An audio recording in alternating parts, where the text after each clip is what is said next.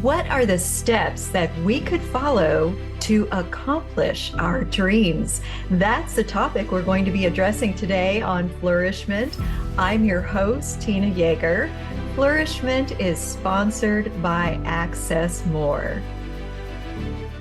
Do you want to go deeper in your faith even while you're on the go? No matter how busy the season you're in, Access More has a library of faith-based podcasts to help you grow spiritually. With podcasts from Christian thought leaders such as Christine Kane, Lisa Harper, Taryn Wells, and Bob Goff. You can hear podcasts on religion, culture, family, entertainment, and so much more. Access More gives you a safe space to find inspiring conversations about faith. Start listening today at accessmore.com.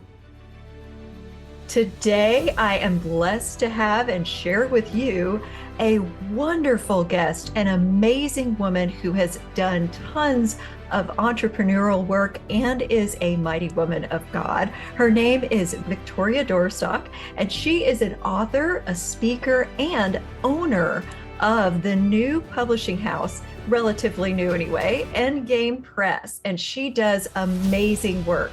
You should check out her books. They are beautiful. And the one that she is going to be discussing at the end of each segment today is her new book, The Story of Good, which is a gorgeous coffee table worthy book. Welcome, Vicki. I am so glad to have you on the show today and to be able to feature you. Tina, thank you so much for having me. I really appreciate being here. So tell us, what kind of path did you have to follow to take some steps to accomplish your dreams as an author, a speaker, and now a publisher? Well, I don't know if we have time to cover the entire path. You know, as well as I do, the path is never quite straight. It has a lot of jacklegs sometimes along the way when you are trying to figure out even sometimes what the dream is. I think that has been an interesting part of my journey. I hadn't always wanted to be a publisher, haven't always even wanted to be an author. I thought it would be one of those fun things to do one day when the kids were grown and I had nothing else going on and I could sit back and write books and people would say, "Oh, isn't that neat?" And they would publish it, you know? So the dream wasn't always realistic, I think, in many ways. So it's been really kind of an interesting journey to even arrive at this place. What I do know is that when we're following along closely with the Lord, He's putting the dreams in front of us that He is cultivating and growing. And I think that that's where they bloom the best in our hearts, is when we're very closely aligned with Him and His will. And I think that's so true, that we have trouble sometimes identifying what is the big God dream, the divinely ordained idea, not just my idea, but what God created me for. And that can be really difficult to tease out when you've got a lot of good ideas, as many creatives do, and as many very passionate people do. For sure. I think you're right. You hit it right on the head. Is creatives in general have a lot of ideas. And sometimes those ideas kind of have ideas, especially if you give us a little time to think about it.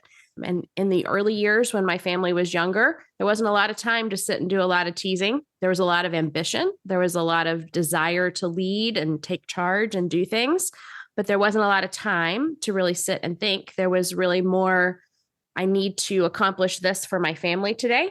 And we homeschooled and I taught music for many years. And that was kind of my lane. And I stayed there for quite a while. But God was cultivating in me that desire to follow Him closely. And I think that that's kind of why we are where we are today. So you followed Him from homeschooling through teaching music and along a lot of very different careers. Did you see that process evolve with certain steps along the way and following God to be able to tell which things to do and which things were not for you to do? So I'm an only child, and the desire to be in charge has always been kind of, and I think I was born with it. I think I came out ready to lead, and take charge of whatever was in front of me. I can't often attend a meeting where people are gathering to come up with a new idea and put together a team of people to go do something without end up leading and trying to be in charge. It's just one of those things that inevitably happens. And I don't go in with the mindset that I should be in charge because I'm the best at it. It's just that I tend to just have these ideas, and not everybody likes to lead things. Some people like to just be helpers. They like to be told how to help. And it just so far from my mindset, it's funny because I always thought people thought like I did. And so this ambition has always been inside of me to be in charge, to run things. But I also have this creative side. So I have this organizational side that likes to do checklists and be very organized and handle things. And I have this other side of my brain that loves to be creative, but they don't usually coexist very well together. So the creative side kind of needs its time. It just needs to be able to have plenty of unrestricted opportunity to see what the ideas are. But the organizational side is almost easier to give time to because you have a checklist and you can mark things off. And sometimes I'll add the things to the bottom of my checklist because I did actually do that today and I want to have something else to check off. So it's a feel good thing for me as well. But finding the best, yes, really has been a kind of the journey along the way. Is there's lots of great opportunities. And I actually have this discussion with my team pretty often that sometimes it's not trying to decide between good and bad. Many times it's trying to make those decisions between good and best, or better and best.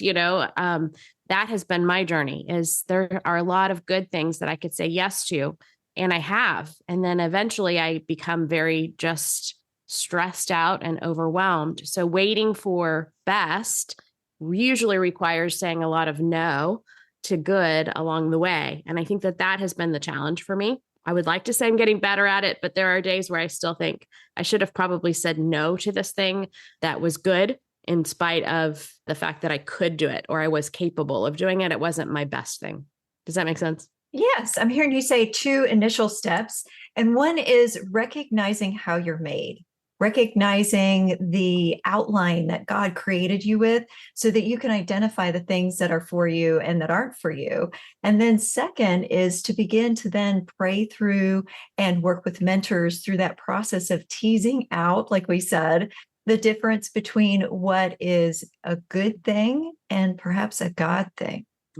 Absolutely. And I think it's a constant challenge. It's not one of those things where you get to arrive and you never have that struggle again, especially for people who are capable or who can be given a task and be trusted to do something. I think that's always the case as well, even in church life. That's been our experience. If you're capable and you can handle things, then you'll get more responsibilities. I know that happens in the workplace as well. And sometimes that's how people get a little bit overwhelmed. Are the people that are capable are the ones that are getting things done. They're the ones that are going to get more to do. And so it's often a case of just constantly trying to say, what is best for me right now at this stage of my life and what is not. What are some of the criteria that you use to determine between those things that are bad things and good things and best things? I wish I could say I had a really great process for this. My best process is really looking at not just how does this affect me today, but how will this affect me in the future? The scriptural principle of putting our hand to the plow and not looking back, of being able to say, what is this cost? Not necessarily a cost of time today, but what is the future cost of this yes in my life? So trying to say, boy, this would feel really good today to be able to take this on. Let's say it's a course. I'm teaching a course and I want to do it for the next year. What a great thing. I'll teach every week, once a week for a year. That sounds great. Well, who wouldn't want to do that? Well, I won't want to do that in about 10 weeks because I'm going to be really tired of having to meet weekly after so long, right? So it's such a great idea. What a great idea. Who wouldn't want to do this? But when I start to really kind of evaluate, like, what is this going to cost me weekly? Will I want to be near a microphone and a computer every week? Will I have to schedule it? Will it be live? All of the details that have to come with making a decision like that, I think I have to always get them written down and really try to evaluate. This looks good today, but is it going to still look good in 3 months, 6 months, or a year? Will I still be wanting to do this particular thing that I really want to do today? And yet I do see you accomplishing mighty things for the kingdom of God that require a lot of work and a lot of time investment. How did you decide those things were going to be well worth the investment? Because there was such a desire in my heart that I felt like this was really God saying go. This has kind of been the running joke, which is not really a joke, but it's been the joke that since 2021, I can't come up with a new word for the year other than go.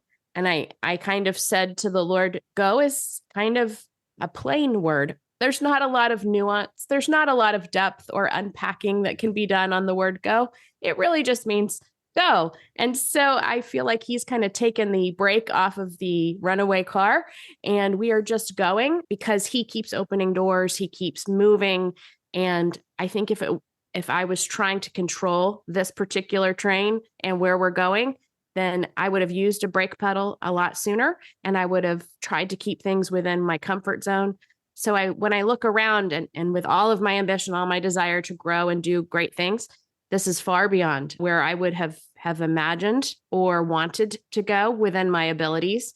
And that's where I think the best yeses have come. I've known they were going to require a lot of me, but if God is working and God is doing it, then I want to be right in the middle of wherever he is. So that enjoyable investment is fulfilling what God has for you. And for now, part of that is your position as owner of a beautiful publishing company. Endgame Press may be small, but it produces books in the quality that compares with the big 5 publishers in the world. So tell people where they can get your new book, The Story of Good, and other books from your publishing company, Endgame Press. Absolutely. Well, thank you for your kind words as well. Part of the mission is to create beauty. And we do feel like we are accomplishing that with our books. Endgame Press has its own store on the website. You can definitely purchase directly from us. Also, Amazon, christianbook.com, Barnes & Noble. These are all places where you can purchase our books. And we have a lot of smaller boutique retailers that are even picking up a lot of our books along the way. So you just never know. There might be a store in a location near you that you might not always think of carries books, but they'll have them as well. So tell us a little bit about The Story of Good, that beautiful coffee table book that I mentioned. It's actually a book that has been in my heart for quite some time to tell. This has actually been a decade of my life in the making. When I look back and I see how God has kind of orchestrated, there are a few stories inside The Story of Good that I actually interacted with these brands a decade ago when I landed in the Dominican Republic for the first time on a mission trip with my oldest daughter. And to have all of it come together, this would be a very lengthy story to tell. But in the service to the New Hope girls in the Dominican Republic over the last 10 years, I ended up on the board of directors with them, not knowing exactly what that meant of me at the time, but knowing that I wanted to help in any way I could. And I met the CEO at the time of Vera Bradley, which is Rob Wallstrom. And he and I got to talking and getting to know each other through that interaction at New Hope. Vera Bradley launched a concept store in Fort Wayne, Indiana last year called Good Market. And Good Market was their desire to promote and benefit businesses that are doing good around the world through business, not through nonprofit, not through charity, not through missions, but through business. Their whole model is to do that. So the Story of Good takes about 20 of these businesses, puts them all together in a book so that you can be inspired by their stories of how they launched business so that they can do good in various different ways. I hope that you are enjoying this conversation with Victoria Duerstock, the owner of Endgame Press and author of the new book, The Story of Good, which is about Good Market. And it talks about all of these wonderful entrepreneurs that offer opportunities to shop for a cause, in fact, and to do wonderful things through their business models that they have developed. And in this second part of our conversation with Victoria Duerstock, I want to dive into some ways that we can do a little bit of coaching with those of you who are in the audience who might be wondering how you can take steps to accomplish your dreams. Vicki, I kind of want to start with speaking directly to that audience member who might be struggling with fear. Have you ever struggled with that paralyzing fear? How do I move forward? Should I do this or should I not do this? I'm kind of suspecting you have a way to get past it because you wouldn't be so successful if you didn't. I wish I could say I didn't struggle with fear. I think that the mantra really at this stage of my life is to do it anyway. And I say often that this business, authoring, writing books, promoting books, and publishing now on this side of things, is doing it while afraid. It really has nothing to do with getting rid of the fear. It's doing it in spite of the fear, knowing that, because I know it at my very core that God has this. This is God's work that he's doing and he's allowing me to be part of. And those times where I start to fear, is this going to fail? Is this going to make it? Are we just one and done? Or are we going to be here long term, which is the goal, obviously, to have this long term, not for a legacy for us, but just a business that's going to impact and make a difference for a long time. So my goals are, to stay at it for a long time. But because I believe just in the very core of my heart that God's the one that's doing all of this in spite of me, with me, through me, then I can continue to just take steps forward, even when they're kind of big and they're terrifying. So often I say it's very exciting and terrifying at the same time. I feel like that's the stage of life I am in currently. It sounds like you're defining courage, which comes from the Latin for your heart, the core, the heart, and doing it anyway is having the heart to do something when you're afraid, or even perhaps when you're discouraged. Discouragement is a huge piece of the writing industry and of any business, really, especially those that are entrepreneurs or people following any sort of dream or ministry that God may be calling them to right now. How do people get past discouragement? Is it that same do it anyway, or are there some other things that you need to call upon to overcome discouragement? I think often, and perhaps this is even a creative's issue as well, is when things are a little challenging or difficult or discouraging, our tendency is just to quit. Like, it shouldn't be this hard, and I think often in Christian ministry, we feel that even more, if this is this hard, why am I doing this? This must be wrong. I remember even teaching music for all those years. My daughter, especially, I tried to teach her for a little while, and her thing was, well, I didn't have it right away. We had to practice, right? Like, that was the key in order to be able to get better, was practice was required. It didn't mean that you were bad at piano. It just meant that you needed more practice before you were good at it. And I think that often, business decisions or writing a book or editing, which I definitely is not my favorite thing. All those red lines, like, how did you not understand what I was trying to say? These things are hard and discouraging, but it means we need more practice, or we need to do it some more, or maybe sometimes we do have to move in a different direction. But discouragement, often I think we feel like we should quit or we shouldn't do this anymore, when in fact we might just need a nap or a piece of chocolate. We have to take a break. And I don't think we often will allow ourselves that day of rest, so to speak, or a nap when we would feel better and more ready to take on the battle. Now, you are a wonderful leader and you're a visionary, but how important is it to have a community of really strong people around you when you're endeavoring to follow the dreams that God's created you for? It's vital. And this is probably part of the growth process for me in the last few years, has been that I didn't have to be this individual solo working alone. And I have for so long. And a part of that is, again, that only child doesn't work in a group well mentality. And mostly that was just because I knew what I was capable of and I could trust myself to get certain things done. But the reality is, if I'm trying to grow a business that's going to be sustainable and long-term, if it rests on just what I'm capable of and getting accomplished, then it's a very small vision.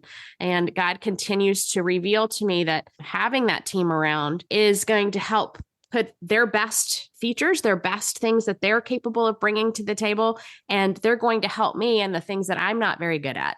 They're going to be able to help build a really good business that's going to be there for the long term. It's like writing a book. We have to have editors that are better at things than we are.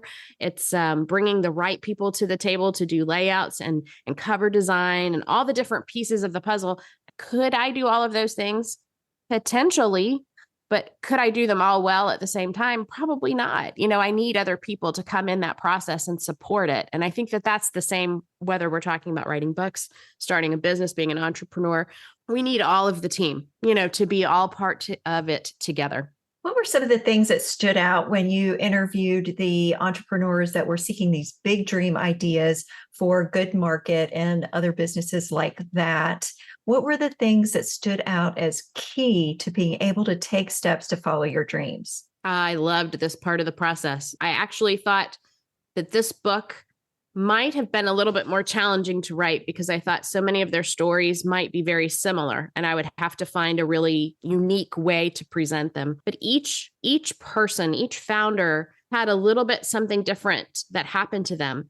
And the core of what happened was they wanted to help somebody, whether the experience had been overseas where they saw a people that needed a way to earn finance in order to be able to feed their family, or if it was here in the US, it was something where a cause that had happened to them personally, and they wanted to make a difference for people in the future. You know, they couldn't affect anything on that particular instance in that way, whether it was addiction or homelessness, what these causes, mental health challenges, they couldn't necessarily affect it today, but maybe they could do something for somebody else's family in the future. And I think that that was the most beautiful part of it, was hearing how each one of them in a different way thought, how could I help that one person or that group of people today without this big plan? There was no big business plan. It was really, how could I help in some small way? And then the fruit of that was this momentum that built and this business that built around it, and the vision that they had for, well, if we could do this, then we could potentially do this if enough people got excited about helping. And I think that that's been the beauty of being able to tell these stories. That threads itself back to what we talked about at the beginning when you were saying that you felt like you were just following God, that you had a passion put in your heart. And that was something that was key to discerning what your next part of your dream is. We don't always just have one dream, but the next part of the dream is having that passion that God put inside of you and making that bigger than just serving your own needs. Where is your why, as Michael Hyatt says? Yes. So that's got to be a big key to following your dreams, right? I think so. It's always bigger than us, especially if we'll allow it to be. Many of the people that I got to talk to in our book, The Story of Good, are faith-based. They're believers. They're not leading necessarily in the marketplace with their Christian viewpoint. They're leading with wanting to do good. And it was fascinating to talk to them because of their faith story also was a big part of why they're doing what they're doing. It's motivating them. It's getting them out there to do that. But also they just saw a need to help people. And they figured that the one thing that they could do, they could help with their one thing. And I think that that's the beauty, is when we realize we may not be able to help everyone, but we can help someone. And when we help that one, we can help so many more. It's the legend of the starfish. I don't know if you've ever heard that before, but that's actually was shared with me a decade ago in the Dominican Republic because it was so overwhelming, the work that they were doing. And Joy, the founder of New Hope Girls, shared with me the legend of the starfish. And I have never forgotten it because it made a great impact on me. I love that story. We used to tell that story at a teen retreat that I used to volunteer with. And that was the story if two people were walking along and one kept throwing a starfish back because so many had been washed up on shore. The other one said, "You can't save them all." And the person who was throwing them back said, "No, but I can save this one." That's and right. That is kind of what you're referring to. We can always help the next person put in front of us. So that might be another key to discerning your next step, is who is right there that you could possibly help right now. And that may be the next step in your story, even if you don't know the whole path. We often don't know the whole path, do we? No, that would be nice if we could see the big picture and know exactly where we're headed. But I think that that's also the beauty, is we would maybe panic. We would maybe shrink back and decide not to help if we knew what the big picture really was. So I think sometimes we have the light for the path that we need. I've also heard you say a little bit throughout that you're both very creative and yet very organized. And some people have a hard time being able to bounce back and forth. How would you advise people to do that work of being a creative and being organized and kind of balancing the time that you spend on each of those? Any advice about that? I wish I had that one down perfectly. I have struggled in the last couple of years, really finding that creative time because there have been so many tasks that have needed to take place.